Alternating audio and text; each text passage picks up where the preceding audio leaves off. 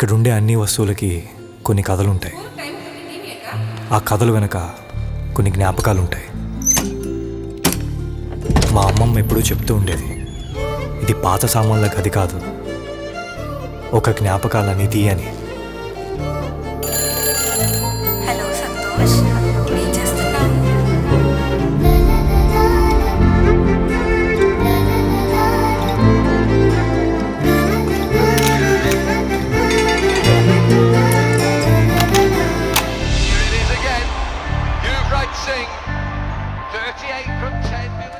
ఇవి నేను దాచుకున్న వస్తువులు కాదు, పోగు చేసుకున్న జ్ఞాపకాలు.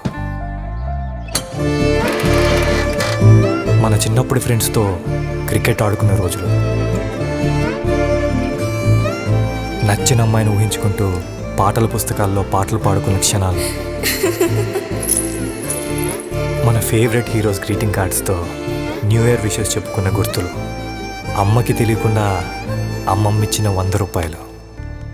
ఇలాంటి మర్చిపోలేనన్ని జ్ఞాపకాలని ఒక మనిషి మర్చిపోతే, తనెవరో తనకే గుర్తు లేకపోతే,